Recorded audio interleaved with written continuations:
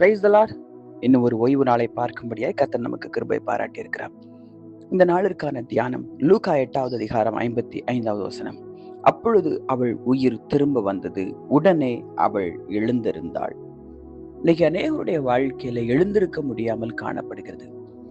சிலர் பலவீனங்களின் நிமித்தம், வியாதிகளின் நிமித்தம் எழும்ப முடியாமல் அவதிப்படுகிறார்கள். சிலர் கடனிலிருந்து எழும்ப முடியாமல் அவதிப்படுகிறார்கள். சிலர் சில பிரச்சனைகளிலிருந்து எழும்ப முடியாமல், சில அடிமைத்தனத்திலிருந்து எழும்ப முடியாமல் அவதிப்படுகிறார்கள். நான் உங்களுக்கு ஒரு ரகசியத்தை சொல்கிறேன்.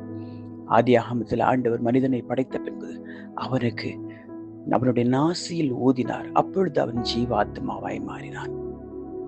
ஜீவன் வரணும். ஜீவன் வந்தாதான் எழும்ப முடியும். ஜீவன் கர்த்தரிடத்தில் இருக்கிறது. பரிசுத்த ஆவி என்கிற ஜீவன் உங்களுக்குள்ள ஊதப்படும் போது உங்களால் எழுந்து நிற்க முடியும். அவருடைய கரத்துல ஒப்பு கொடுப்போம். இந்த ஓய்வு நாள்ல கர்த்தர் உங்களுடைய வாழ்க்கையில் ஒரு ஜீவனை தருவாராக. கர்த்தர் தாம் இந்த வார்த்தைகளை கொண்டு உங்களை ஆசீர்வதிக்கட்டும். God bless you.